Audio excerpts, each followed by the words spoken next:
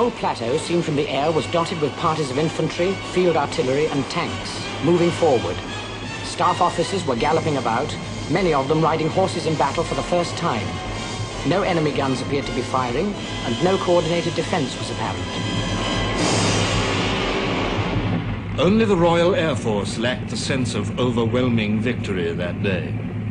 During the hours that elapsed between the opening of the battle and the lifting of the morning mist, the Germans had time to summon air reinforcements to the Somme. As the British planes took off to fulfill their bombing missions against bridges, communications, and troop concentrations, German squadrons assembled against them. The Richthofen squadron appeared.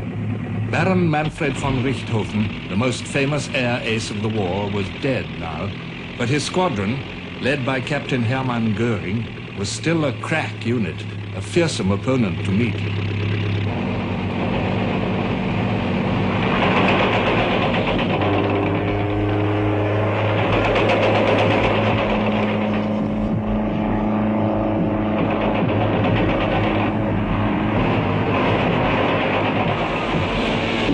Air Force lost 44 machines in battle, and 52 more were wrecked.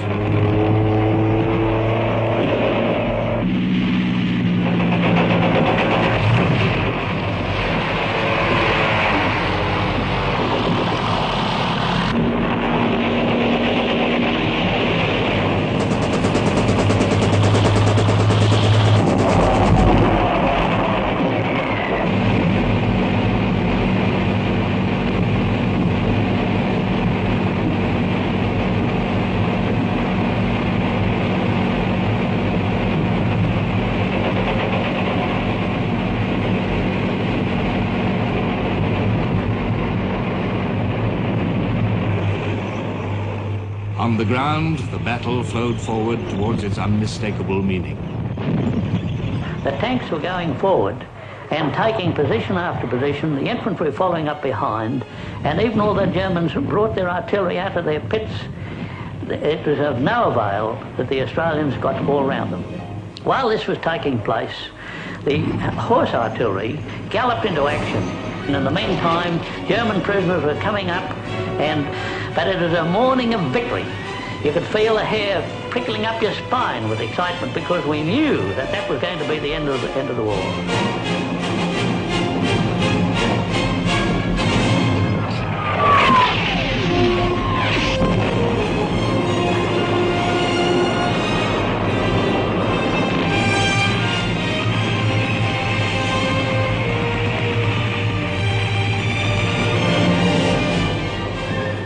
By 1:30, the Australians were on all their objectives.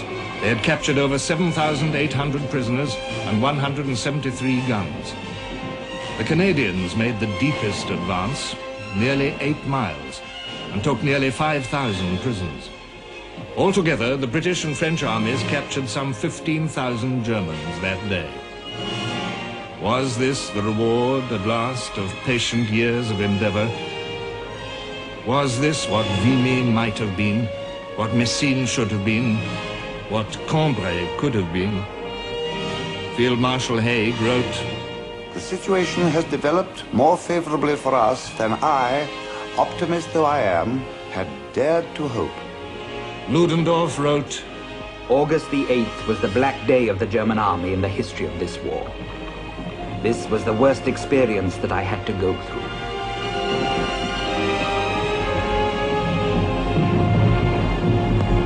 The Battle of Amiens was a new beginning, the glint of a new hope.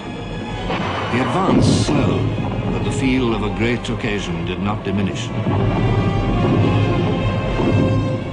German resistance stiffened as usual, and each mile gained brought the British nearer to the old, devastated Somme battlefields of 1916, a dreadful wilderness to fight in. But Amiens, on August the 8th, struck such a blow at German morale as it had never sustained before. As the German support divisions moved up, they met men who shouted to them, "You want to prolong the war? If the enemy were only over the Rhine, the war would be over. We thought we'd set the thing going. Now you fools are corking up the hole again." Ludendorff was appalled at the reports which reached him. Everything I had feared had here, in one place, become a reality. Our war machine was no longer efficient. The 8th of August put the decline of our fighting power beyond all doubt. The war must be ended. More slowly now, but steadily, the Allies pressed forward. On August the 11th, there was a meeting of the German Supreme Command. Ludendorff offered his resignation, but it was not accepted. The truth, however, could not be disguised. The Kaiser told his generals, I see that we must strike a balance. We have nearly reached the limit of our powers of endurance. The war must be ended. The war must be ended. At last, the realization came home. At last, the leaders of the German army, the mightiest instrument of power that the world had seen, knew that they could not win. The London Times wrote, The new Franco-British offensive, initiated under the command of Sir Douglas Haig, is one of the most gratifying surprises of the war. It surprised the British public just as much as the enemy, for never has a secret been better kept. Daunted by the collapse of so many false hopes in years past, the British public only hesitatingly comprehended what its army had achieved. In Germany, and among her weakened and wearied allies, realization came more swiftly. A Vienna paper wrote, The German retreat on the Marne concerns us just as much as if our own troops had been fighting there. And the beating hearts with which we follow the news of the battle at Amiens are inspired by our comprehension of the extent to which our destiny is interwoven with these events. Austria needed peace, Bulgaria needed peace, Turkey needed peace. Now Germany was learning that she too needed peace. But what sort of peace? The voice of the Junker insisted, I should like to say to our people, do not lose your nerves. Do not become sentimental. Show a hard face to your enemies and say plainly to them that you need this and need that, and therefore will keep that much of what you have taken from them, because you are the conquerors. Germany began to learn that there could be no negotiating of peace, no compromise accommodation. The righteous wrath of the American people, embodied in President Wilson, the determination of Britain, passionately asserted by Lloyd George, would not contemplate such a thing. And Clemenceau had spoken for France. I, gentlemen, I wage war. In domestic policies I wage war. In foreign policies I wage war. Always, everywhere, I wage war. And I shall continue to wage war until the last quarter of an hour.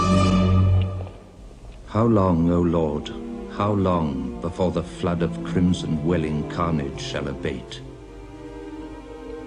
From sodden plains in west and east, the blood of kindly men streams up in mists of hate, polluting thy clean air.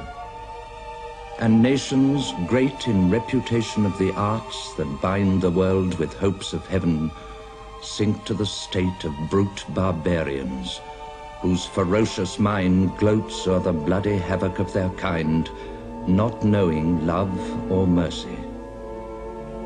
Lord, how long shall Satan in high places lead the blind to battle for the passions of the strong?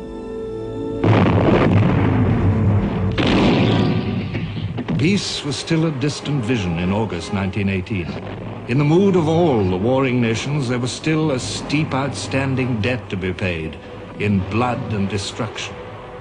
The fight went on. Marshal Foch, he became a Marshal of France on August the 6th, widened the battlefront southward, drawing in new French armies. Now Haig widened the British front of attack also. On August the 21st, his Third Army opened the Battle of Bapaume,